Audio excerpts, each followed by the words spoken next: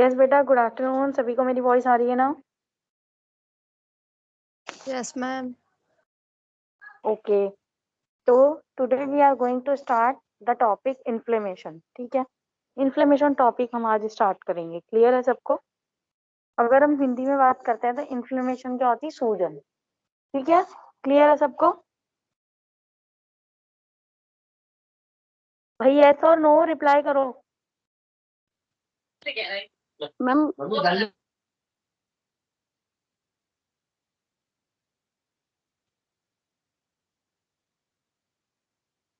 आवाज आ रही है सबको? Yes ma'am. Yes, ma'am. Yes, ma'am. Screen visible है? Yes, ma'am. Yes ma'am. Okay, what is this inflammation? Inflammation is a protective response intent to eliminate the initial cause of cell injury. अच्छा, inflammation क्या होता है? ये एक protective response होता है जो क्या करता है? एलिमिनेट, खत्म करता है इनिशियल कारण of cell injury as well as necrotic cell या tissue resulting from the original result. कहने का मतलब कुछ नहीं है, सिंपली ये है कि ये एक प्रोटेक्टिव रिस्पॉन्स है, ठीक है, जो खत्म करता है ओरिजिनल कारण सेल की इंजरी होने का या फिर नेक्रोटिक सेल होने का, ठीक है, या फिर टिश्यू जो मतलब सेल या टिश्यू कुछ भी खराब होने की वजह से ये जो रिस्पॉन्स आता है, प्रोटेक्टिव रिस्पॉन्स है, that is known as inflammation. चोट लगती है तो सूजन आ जाती है ना, तो that is a protective response. Protective response, जो चोट लगती है उस जगह का जो सेल या टिश्यू खराब हुआ है उसके अगेंस्ट प्रोटेक्टिव रिस्पॉन्स आना, that is known as inflammation. समझ में आया अब? Yes, ma'am. इसमें क्या होता है? डाइल्यूटिंग, डिस्ट्रॉइंग या neutralising, healing and repairing, restoration of function. अगर कोई सेल खराब हो गया तो क्या होगा? डाइल्यूटिंग, ठीक है, डाइल्यूट, डिस्ट्रॉय हो जाना, अगर बिल्कुल खराब हो गया उसे डिस्ट्रॉय कर देंगे, न्यूट्रलाइज कर देंगे। फिर क्या होगा? वो वाला एरिया क्या होगा? हील होगा, ठीक होगा, रिपेयर होगा, और फिर वापसी वो वाले एरिया का वही फंक्शन आ जाएगा। समझ में आ रहा है सबको?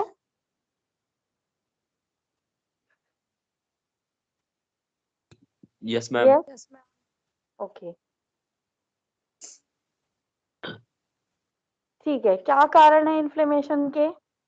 Infective agents like bacteria, viruses, उनके टॉक्सिन, फंगाई, पैरासाइट, ये सारे के सारे कारण है इन्फ्लेमेशन के, इन्फेक्टिव एजेंट्स। ठीक है, इम्यूनोलॉजिकल एजेंट्स जैसे कि सेल मीडिएटेड या एंटीजन एंटीबॉडी रिएक्शन जो होती है, ये सारे के सारे एजेंट जो होते हैं they are the responsible for the inflammation. ठीक है, फिजिकल एजेंट जैसे कि हीट, जल जाना, कोल्ड, रेडिएशन, मैकेनिकल ट्रॉमा, ये सारे के सारे रिस्पॉन्सिबल है फॉर इन्फ्लेमेशन। ठीक है, देन केमिकल एजेंट जैसे कि ऑर्गेनिक या इनऑर्गेनिक पॉइजन। ठीक है, फिर है इनर्ट मटेरियल जैसे कि फॉरेन बॉडीज वगैरह हो गई, that is the cause of inflammation. समझ में आया?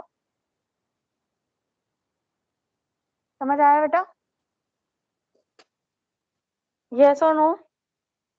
इन्फ्लेमेशन का क्या क्या कारण हो सकता है? इन्फेक्टिव एजेंट्स, इनकी वजह से हार्म पहुंचेगा और इन्फ्लेमेशन होगी। इम्यूनोलॉजिकल एजेंट, कोई एंटीजन एंटीबॉडी रिएक्शन होगी, जैसे कि बच्चे को टीका लगवाने जाते हैं, टीका लगवाते हैं तो कभी कभी उस वाले एरिया में सूजन आती है ना, जैसे ही टीका लगता है उसके जस्ट बाद 1-2 दिन के लिए सूजन रहती है ना उस एरिया में, तो जो एंटीजन तुम देते हो ना टीके के दौरान, उसकी एंटीबॉडी बनती है, वहां पे रिएक्शंस होती है। ठीक है, देन फिजिकल एजेंट, अगर जल जाता है तो वहां पे सूजन आ जाती है। कोल्ड, रेडिएशन, कोई मैकेनिकल ट्रॉमा, जैसे कि कोई चीज छिल गई, स्किन छिल गई कहीं से, तो वहां आसपास हल्की फुल्की सूजन आ जाती है ना। केमिकल एजेंट जैसे कि ऑर्गेनिक या इनऑर्गेनिक पॉइजन हो गए। फिर है इनर्ट मटेरियल जैसे कि फॉरेन बॉडीज। ये सारे के सारे क्या होते हैं? कारण होते हैं इन्फ्लेमेशन के। समझ में आ गया? Yes ma'am. Yes, ma'am.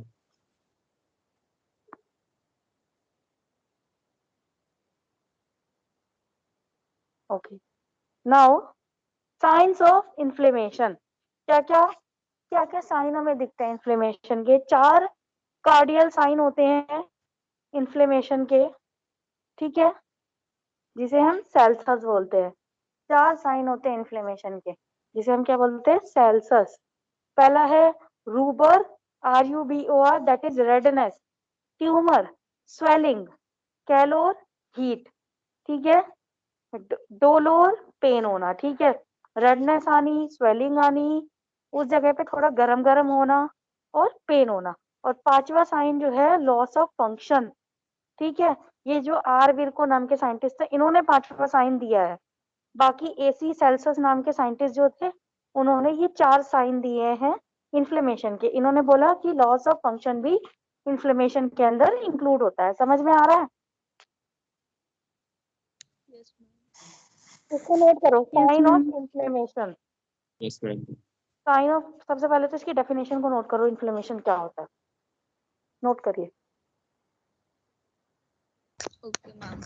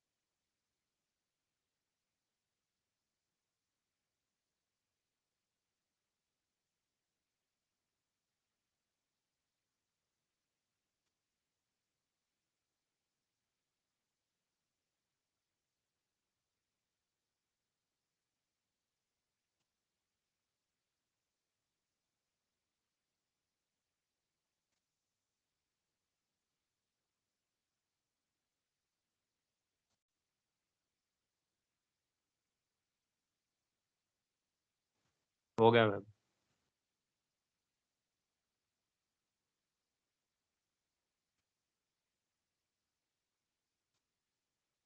हाँ जी, हो गया।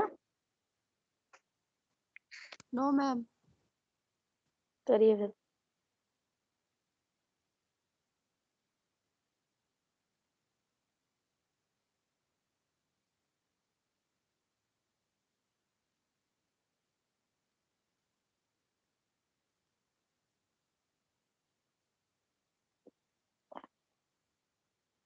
हो गया मैम।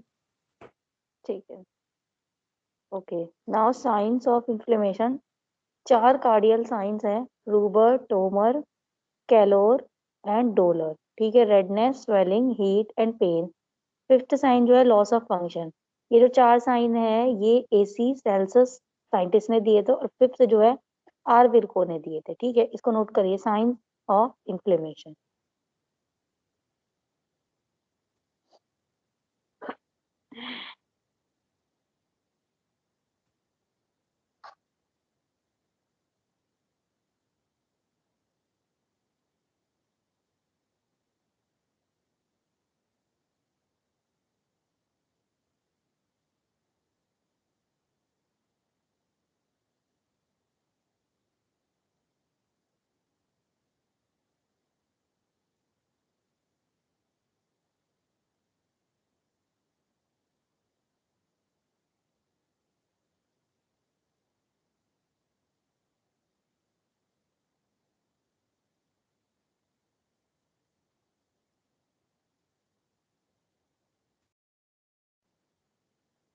हो गया?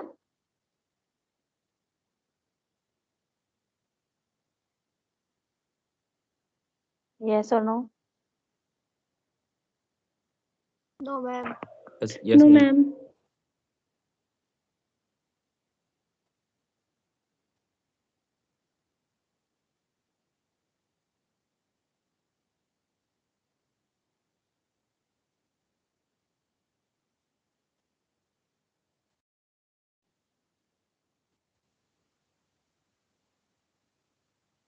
ठीक है, तो calorie is redness, local hypothermia, या फीवर जो होता है, ठीक है।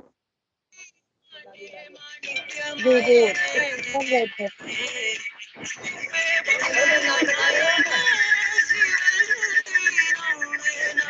रोहित म्यूट करो अपने आप को।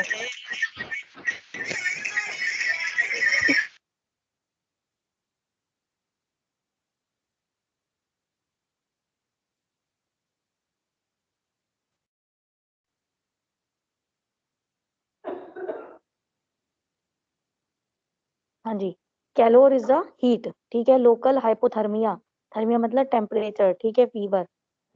रूबोर मतलब रेडनेस, हाइपरमिया। ट्यूमर मतलब इन्फ्लेमेशन, टिश्यू की स्वेलिंग होना या फिर इन्फ्लामेटरी ट्यूमर, ठीक है। डोलोर मतलब बर्निंग पेन होना, ठीक है। एंड फंक्शियोलिसिया, ठीक है, that is loss of function, functional impairment. अब क्या, ये जो इन्फ्लेमेशन होती है इसके क्या क्या स्टेप्स होते हैं। 5 आवर्स, ऐसे याद रखना, 5 hours. First is your recognition of injurious agent. सबसे पहले तो जहाँ पे भी इन्फ्लेमेशन होगी, सबसे पहले वो पहचानेगा कि कौन सा एजेंट है जिसकी वजह से इन्फ्लेमेशन हुई है। Recruitment of leukocytes, leukocyte cells को वहां पे भेजना, फिर उस एजेंट को वहां से रिमूव करना, फिर regulation of the response, response को रेगुलेट करना, फिर रिजोल्यूशन, उसको ठीक करना, ठीक है। समझ में आया, रिजोल्व करना उसे, समझ में आया। 5 आवर्स समझ यस में मैम। आया है। Yes ma'am. Steps of inflammation, सबसे पहले एजेंट का पता लगाना, फिर ल्यूकोसाइट को वहां पे भेजना, वहां से एजेंट को हटाना, रेगुलेट करना और रिजॉल्व करना, ठीक है। फिर टाइप्स ऑफ इन्फ्लेमेशन दो तरीके की होती है बेटा, acute and chronic. Acute inflammation मतलब ये क्या होती है, शॉर्ट टाइम के लिए होती है। एक्यूट इन्फ्लेमेशन किस क्या होती है, शॉर्ट टाइम के लिए होती है। ये क्या रिप्रेजेंट करती है, अर्ली बॉडी रिएक्शन, उसके बाद हीलिंग होती है, ठीक है। स्टार्टिंग में बॉडी रिएक्शन दिखाती है, उसके बाद हीलिंग होती है। क्रोनिक इन्फ्लेमेशन, क्रोनिक क्या होती है, लंबे ड्यूरेशन के लिए, क्रोनिक मतलब ज्यादा खतरनाक, लंबे ड्यूरेशन के लिए होती है। जो कॉजेटिव एजेंट होता है उसके अंदर, वो लंबे टाइम के लिए रहता है। रोहित म्यूट करो वरना मैं क्लास को तुम्हें रिमूव कर दूंगी।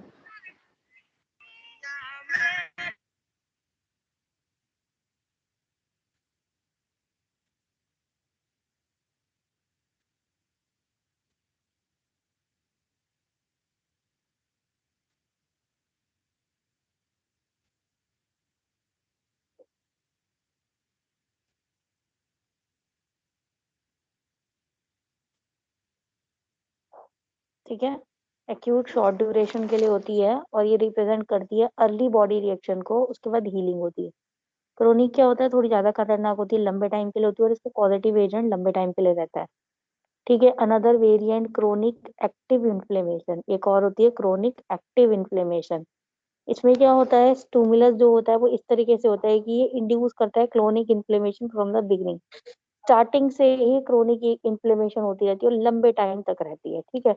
तो बेसिकली ये 3 टाइप के हैं, बेसिकली 2 टाइप के हैं, एक्यूट एंड क्रोनिक।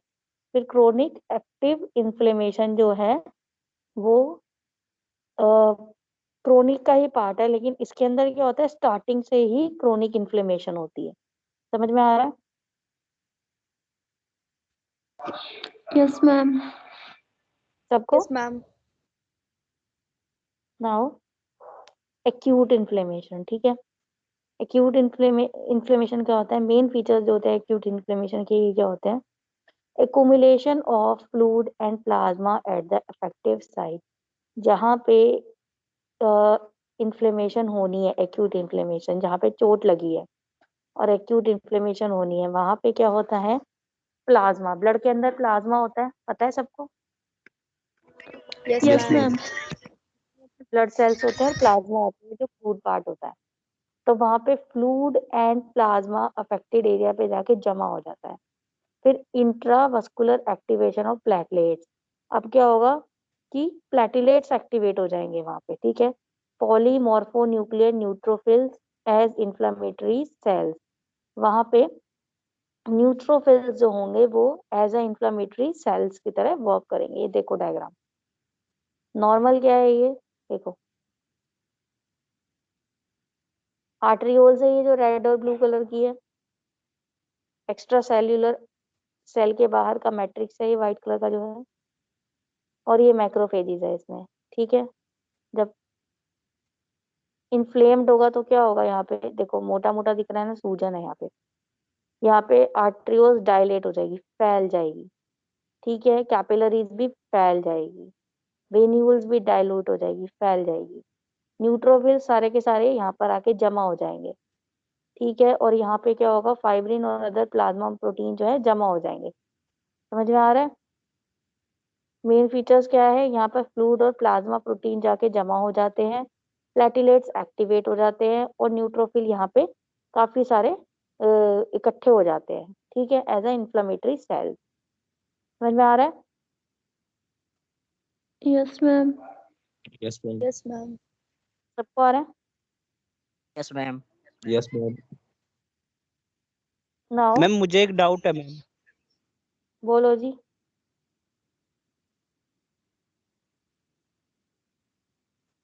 किसको डाउट है, बोलो। मैम कुछ भी समझ में नहीं आ रहा मैम। इस कौन है भाई जिसे नहीं आ रहा समझ में, नाम बताओ। मैम रोहित।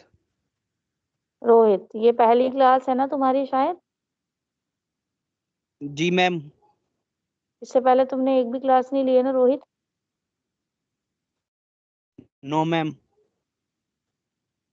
क्यों? मैम फोन नहीं है मैम, गरीब आदमी हूँ। हंसने की बात नहीं है ये। अब कैसे ले रहे हो फोन, फोन नहीं है तो अब क्लास कैसे ले रहे हो?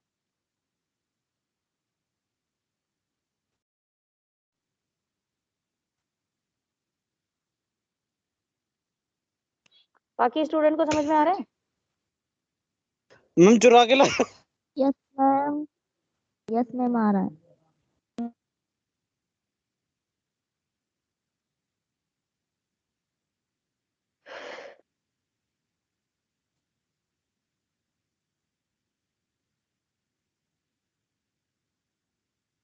इन्फ्लेमेशन क्या होती है, एक प्रोटेक्टिव रिस्पॉन्स है। ठीक है, जो क्या होता है, इलिमिनेट करता है initial cause of cell injury. ठीक है, अगर आपके सेल को चोट लग जाती है, या फिर नेक्रोटिक सेल होता है, कोई सेल जो है खराब होने वाला है, ठीक है, उस उस कारण को खत्म करने के लिए जो प्रोटेक्टिव रिस्पॉन्स होता है, that is known as inflammation. ठीक है, इसके क्या क्या कारण हो सकते हैं, या तो कोई बैक्टीरिया का अटैक, वायरस का अटैक, टॉक्सिन का अटैक, फंगाई का अटैक, पैरासाइट का अटैक, या फिर एंटीजन एंटीबॉडी रिएक्शन। जैसे आप लोगों ने देखा होगा, बच्चे जो टीका लगता है छोटे बच्चों को, कभी कभी उस जगह पे सूजन आ जाती है। ठीक है, तो क्यों? क्योंकि उसको जो एंटीजन दे रहे हैं उसके अगेंस्ट एंटीबॉडी रिएक्शंस भी हो रही है। ठीक है, फिजिकल एजेंट, कोई जल गया, कोल्ड है, रेडिएशन है, मैकेनिकल ट्रॉमा है, फिर केमिकल एजेंट जैसे कि ऑर्गेनिक इनऑर्गेनिक पॉइजन्स है, उनकी वजह से इन्फ्लेमेशन होना। ठीक है, कुछ इनर्ट मटेरियल जैसे कि कोई फॉरेन बॉडी। अब 4 साइन होते हैं इन्फ्लेमेशन के, या तो रेडनेस आ जाना, स्वेलिंग हो जाना, हीट होना उस जगह पे, पेन होना उस जगह पे।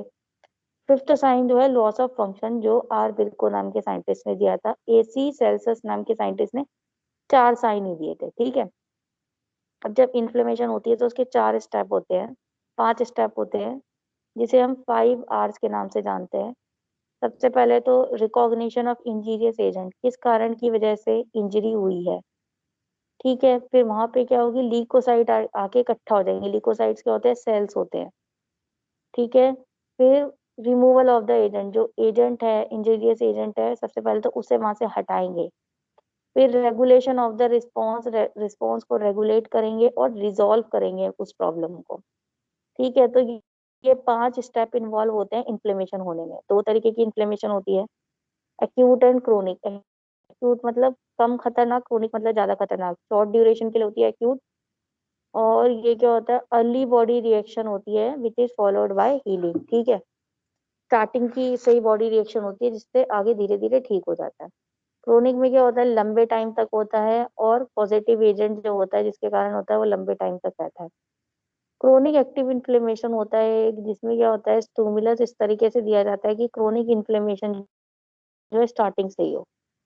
ठीक है, then acute inflammation. Acute inflammation के मेन फीचर्स क्या है, जब भी चोट लगेगी और वहां पे एक्यूट इन्फ्लेमेशन होना है तो कैसे होगा, वहां पे फ्लूइड और ब्लड के अंदर जो प्लाज्मा होता है वो जमा हो जाएगा और इंट्रावस्कुलर एक्टिवेशन, जो वेसल्स के अंदर जो प्लेटिलेट्स हैं वो एक्टिवेट हो जाएगी।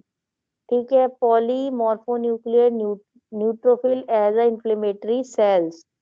ठीक है, पॉलीमॉर्फोन्यूक्लियर न्यूट्रोफिल्स, जब हम लोग ब्लड पढ़ेंगे तो हमें पता चलेगा न्यूट्रोफिल्स क्या होते हैं। ठीक है, समझ में आ रहा है? Yes, ma'am. Yes ma'am. Yes तो मैम। न्यूट्रोफिल्स जो होते हैं एज ए इन्फ्लेमेटरी सेल्स की तरह इकट्ठे हो जाते हैं। ठीक है,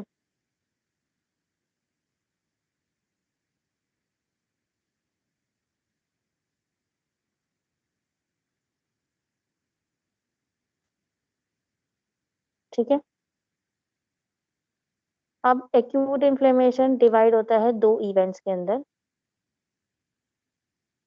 vascular event and cellular event. Cell के अंदर जो इवेंट हो रहे हैं और ब्लड वेसल्स के अंदर जो इवेंट हो रहे हैं, ये दो इवेंट जो होते हैं are followed intermittently by release of mediator of acute inflammation. जैसे ही चोट लगेगी, एक्यूट इन्फ्लेमेशन होगी, तो दो इवेंट होगी, एक सेल के अंदर होगी, एक ब्लड वेसल्स के अंदर होगी। और किसके बाद होता है, जब release of mediator of acute inflammation, acute inflammation के कुछ मीडिएटर रिलीज होंगे, उनकी वजह से सेल के अंदर कुछ इवेंट होंगे और वेसल्स के अंदर कुछ इवेंट होंगे। समझ में आया? Yes ma'am.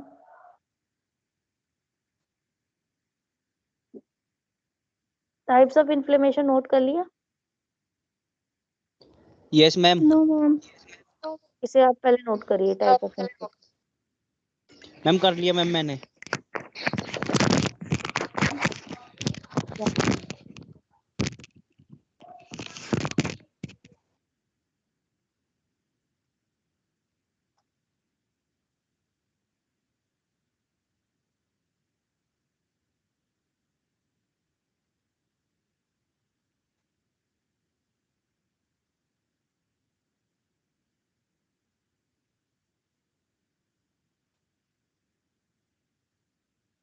नोट करो बेटा।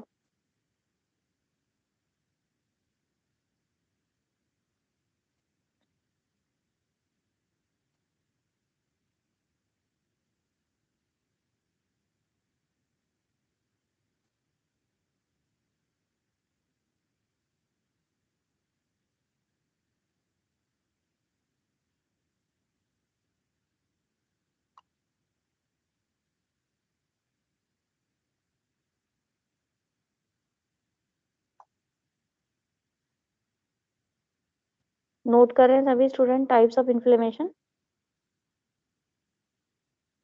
Yes ma'am. कर लिया मैम।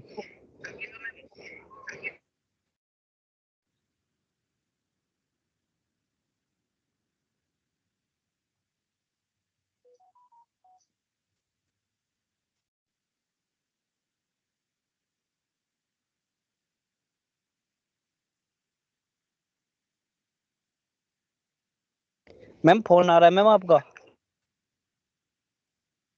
रोहित चौधरी, क्लास के अंदर आयो, क्लास के अंदर तमीज से रहो। ठीक है, जो पढ़ाया जा रहा है उसके ऊपर ध्यान दो।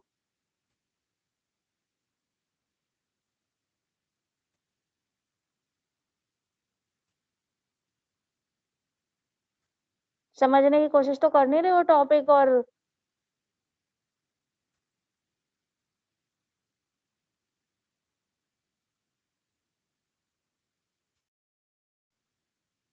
हाँ जी, नोट डाउन कर रहे हैं सभी लोग? Yes ma'am. Yes ma'am.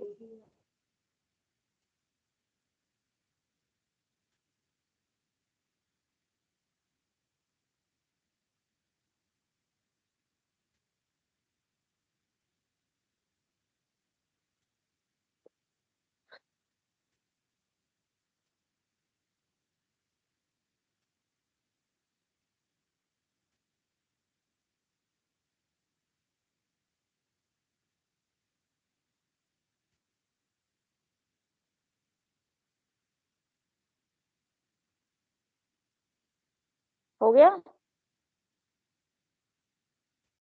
Yes ma'am. Yes, ma'am. हो गया. अब जो ये दो इवेंट होते हैं, वस्कुलर इवेंट में क्या होता है और सेलुलर इवेंट्स में क्या होता है, ठीक है।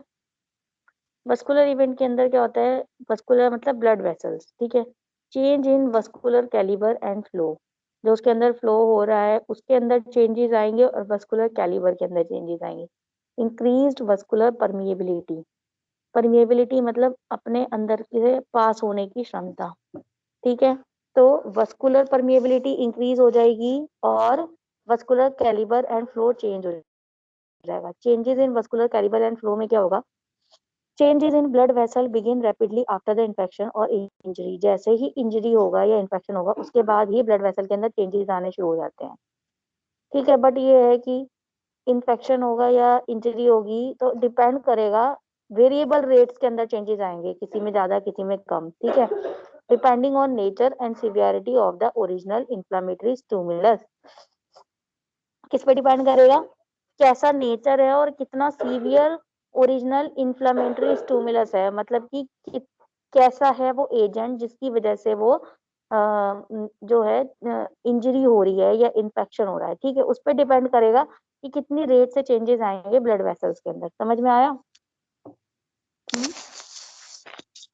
Yes ma'am. समझ में आया? ठीक है। Changes in vascular calibre and flow का मतलब जो उसके अंदर फ्लो हो रहा है वो चेंज होगा, ब्लड वेसल्स जो है वो चेंज होनी स्टार्ट होगी जैसे ही चोट लगेगी या इन्फेक्शन होगा। बट कितनी रेट से चेंज होगी वो किस पे डिपेंड करेगा, कि कैसा नेचर है और सिवियरिटी है कितनी उस ओरिजिनल इन्फ्लामेटरी स्टिमुलस मतलब जो इन्फ्लामेशन को स्टार्ट करेगा, स्टिमुलस मतलब जो उसको स्टार्ट करने के लिए चाहिए, ठीक है। ट्रांजिएंट वैसो कॉन्स्ट्रिक्शन, वेसल जो होगी वो कॉन्स्ट्रिक्ट करेगी, सिकुड़ेगी कुछ सेकंड के लिए। फिर आर्ट्रियोलर वैसो डायलेशन, आर्टरीज जो है वो थोड़ी सी डायलेट होगी जिसकी वजह से क्या होगी, इंक्रीज होगी विस्कोसिटी, सर्कुलेशन जो है धीरे होगा। अगर पाइप के अंदर पानी बह रहा है, पाइप को चौड़ा कर दोगे तो स्लो स्लो बहने लग जाता है ना, क्योंकि एरिया बढ़ जाता है, इसलिए स्लोइंग ऑफ सर्कुलेशन। स्टैसिस, वहां पे धीरे धीरे रुकावट हो जाएगी। और माइग्रेशन, जो भी सेल होंगे वो वहां पे इकट्ठे हो जाएंगे। समझ में आ रहा है? ये जो ल्यूकोसाइट्स या मैक्रोफेजेस वगैरह सेल होते हैं ये सब ब्लड में होते हैं, ठीक है। कुछ समझ आ रहा है? Yes, ma'am. Yes, ma'am.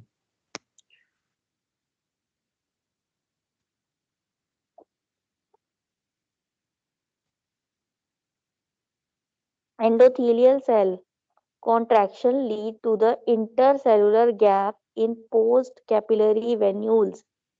देखो, जो एंडोथेलियल सेल है वो कॉन्ट्रैक्ट हो जाएंगे, सिकुड़ जाएंगे, जिनकी वजह से दो सेल के बीच का गैप बढ़ जाएगा, ठीक है। एंडोथेलियल सेल सिकुड़ जाएंगे, अगर आपस में बराबर बराबर में सेल है वो सिकुड़ जाएंगे तो बीच में गैप बढ़ गया ना, यस और no? Yes ma'am. Yes ma'am. ठीक है। Yes ma'am. देखो, कोई सेल है बराबर बराबर में अगर सिकुड़ने शुरू हो जाएंगे उनके बीच का गैप बढ़ जाएगा, ठीक है। Yes, ma'am. Endothelial cell contraction जिसकी वजह से क्या होगा, इंटरसेलुलर गैप जो है इन पोस्ट वेन्यूल्स क्या होगा, बढ़ जाएगा, ठीक है। क्लियर है?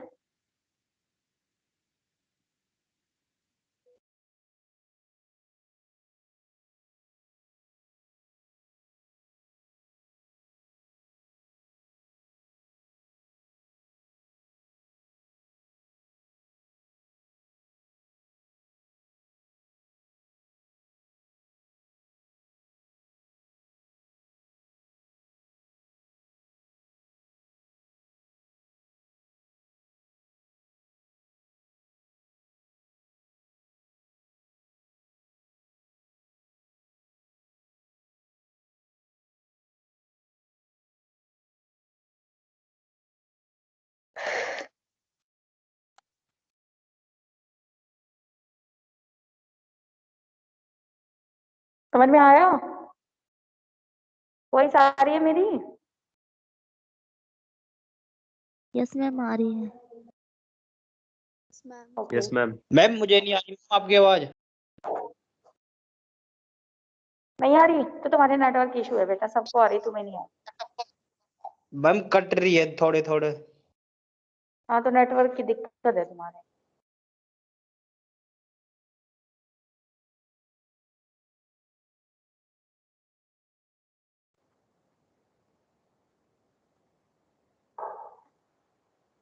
ठीक है बेटा, तो एंडोथेलियल सेल क्या होते हैं? कॉन्ट्रैक्ट होते हैं, जिसकी वजह से सेल के बीच, अगर कोई दो सेल है कॉन्ट्रैक्ट होंगे तो सेल के बीच में स्पेस बढ़ जाएगा ना। इन पोस्ट कैपिलरी, कैपिलरीज वेन्यूल्स, ठीक है, हिस्टामिन, ब्रेडिकाइनिन, ल्यूकोट्राइंस, इमीडिएट, ठीक है, ये सारे के सारे इकट्ठे हो जाते हैं और शॉर्ट लिव्ड 15 से 30 मिनट के लिए होता है ये, जिसे हम बोलते हैं इमीडिएट ट्रांजिएंट रिस्पॉन्स। ठीक, ठीक है, ये सारे के सारे इकट्ठे हो जाते हैं। IL-1 एंड TNF फैक्टर होते हैं, ठीक है। Prolonged changes in cytoskeleton of endothelial cell, जो सेल होते हैं उसके जो साइटोस्केलेटन होता है, सेल के अंदर का जो स्ट्रक्चर है, उनके अंदर चेंजेस आ जाती है। और ये सबका सारी चीजें कब होती है? 4 से 6 घंटे के लिए होती है, ठीक है, और 24 घंटे के अंदर अंदर खत्म हो जाती है। तो this is the vascular event, ठीक है। वेसल्स के अंदर होता है, ब्लड वेसल्स के अंदर चेंजेस आती है, एंडोथेलियल सेल कॉन्ट्रैक्ट हो जाएंगे और उनके अंदर जो सेल होते हैं, हिस्टामिन, ब्रेडिकाइनिन, ल्यूकोट्राइंस, ये सारे के सारे इकट्ठे हो जाएंगे 15 से 30 मिनट के अंदर अंदर, ठीक है। IL-1, TNF, ये फैक्टर होते हैं कुछ, ये भी इकट्ठे हो जाएंगे, ठीक है। सेल के अंदर चेंजेस आने शुरू हो जाएंगे, 4 से 6 घंटे लगते हैं इसे डेवलप होने में, और ये जो होते हैं 4 आवर्स के लिए होता है, ठीक है। It last for 24 hours. समझ में आया? समझ आ रहा है? पहले तो ये समझो इन्फ्लेमेशन क्या है, उसके टाइप्स, उसके बाद ही अच्छे से समझ में आएगा, ठीक है। तो तुमने टाइप्स लिख ली इन्फ्लेमेशन की? टाइप्स लिखी थी ना इन्फ्लेमेशन की? यस मैम, यस एक्यूट और और नो? क्रोनिक। हाँ, अब एक्यूट के बारे में लिखो। जो ये जो 2 स्लाइड्स है इसे नोट करो आप। जब तक पहले समझ में नहीं आएगा कि ये है क्या, उनके अंदर के इवेंट कैसे समझ में आएंगे, ठीक है। पहले से नोट करो, इसे अच्छे से समझो, उसके बाद फिर हम आगे बढ़ेंगे। Okay ma'am.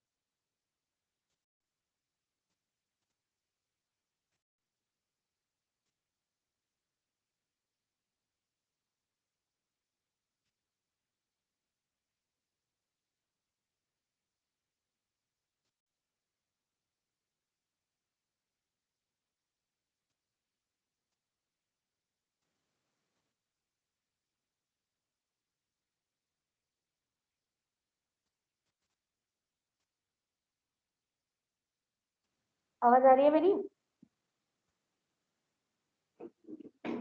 यस यस, आवाज आ रही है? स्लाइड को नोट करो पहले, यस मैम। तभी समझ में आएगा, ठीक है।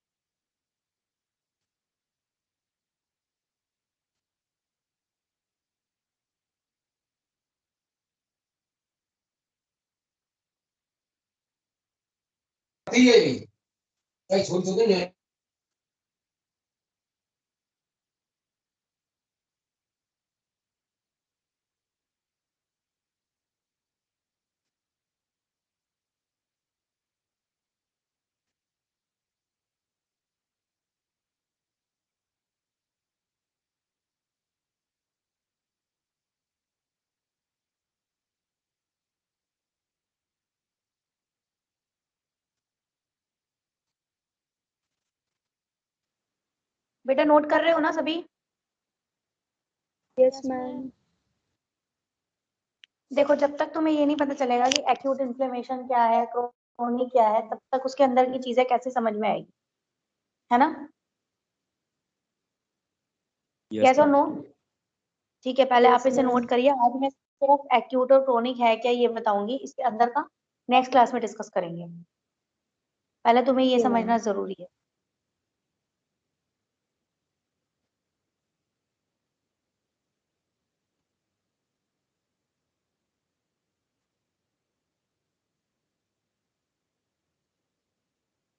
करिए इसे नोट। एक्यूट इन्फ्लेमेशन में मेनली क्या होता है, फ्लूइड एक्यूमुलेट होता है, प्लाज्मा एक्यूमुलेट होता है जहाँ पे चोट लगी होती है, ठीक है। इंट्रावस्कुलर एक्टिवेशन, जो ब्लड वेसल होती है उसके अंदर की एक्टिवेशंस होती है, प्लेटिलेट्स की एक्टिवेशन होगी। फिर कुछ न्यूट्रोफिल सेल जो है वो इन्फ्लामेटरी सेल की तरह काम करने शुरू हो जाएंगे। देखो न्यूट्रोफिल सेल, बेसोफिल, इस्नोफिल, ये सारे के सारे क्या होते हैं, डब्ल्यूबीसी सेल के पार्ट होते हैं, ठीक है। जो ब्लड में डब्ल्यूबीसी सेल होते हैं उनके पार्ट होते हैं, ठीक है।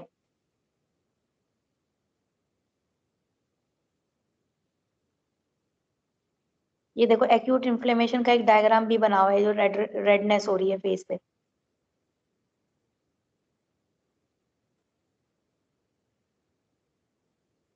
कर रहे हो डाउनलोड, नोट कर रहे हो?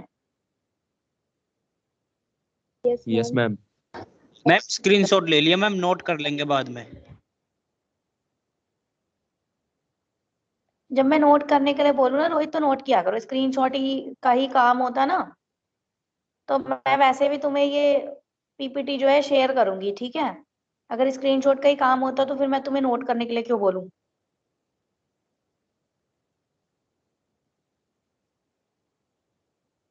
ओके मैम, मैम कर रहा हूँ अभी।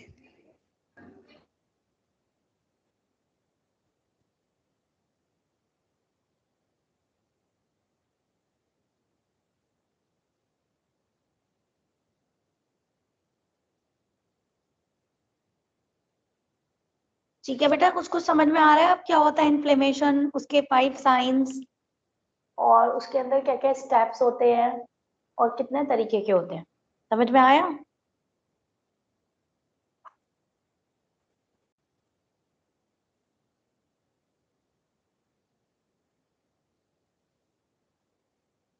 हो गया नोट डाउन? Yes, ma'am. हो गया। Yes, ma'am. हो ठीक गया. है। वॉस्कुलर एंड सेलुलर दो इवेंट्स होते हैं। पहले आप लोगों को ये समझ में आना चाहिए कि इन्फ्लेमेशन क्या है। तो मैंने आज आप लोगों को नोट डाउन भी कराया, व्हाट इज इन्फ्लेमेशन, उसकी टाइप्स, उसके साइंस, उसको थोड़ा सा स्टडी करना ताकि नेक्स्ट क्लास में पढ़ने में इजी हो जाए। वैसे आप लोगों को समझ में आया ना, अगर नहीं समझ में आया तो नेक्स्ट क्लास में फिर पूछ लेना, ठीक है। Okay, ma'am. जी समझ मैम। में आया? वैसे समझ में आया ये है क्या inflammation? Acute and chronic. Acute जो होता है कम लेवल पे नुकसानदायक होता है, मतलब कम लेवल पे खतरनाक है और कम लेवल का है, और क्रोनिक जो है ज्यादा लेवल का है और खतरनाक है, ठीक है। Yes, ma'am. जी मैम। समझ में आ रहा है? ठीक है। तो एक्यूट के अंदर दो चेंजेस होते हैं, वेसल्स के अंदर और सेल के अंदर। वेसल में क्या क्या चेंजेस होते हैं ये बताए थे मैंने अभी आप लोगों को। फिर सेलुलर चेंजेस बताएंगे क्या क्या होते हैं, ठीक है। लेकिन पहले ये समझना जरूरी है, तभी तो आगे का समझ में आएगा इनके अंदर का। तो क्लियर है सबको? Yes, ma'am. किसी को कुछ डाउट हो तो बताइए।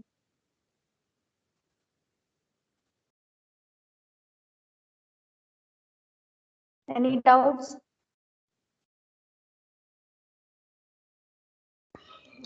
Yes ma'am. बोलो क्या पूछना है। मैम कुछ भी समझ में नहीं आया मैम। तो बेटा जब तुम पहली क्लास ही ले रहे हो, बाकी बच्चों को समझ में नहीं आ रहा, और समझ में आ रहा और तुम्हें समझ में नहीं आ रहा है खाली, और अब गायब हो गए बोल के। क्लास में प्रॉपर होंगे तभी तो समझ में आएगा बेटा। बाकी लोगों को समझ में आ रहा है थोड़ा थोड़ा इन्फ्लेमेशन क्या है। Yes, ma'am. आ रहा है. Yes, ma'am. आ रहा है। Yes ma'am. Poonam, Mona, Neeraj, Abhishek, yes ma'am.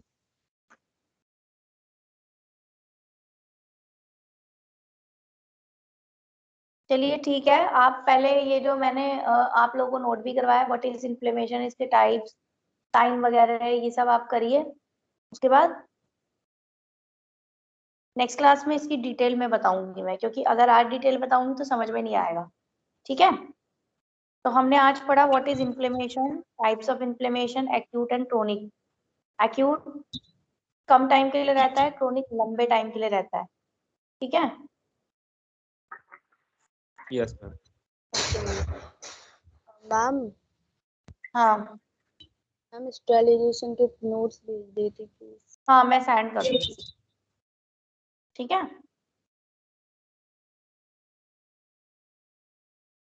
और कुछ डाउट किसी को? मैम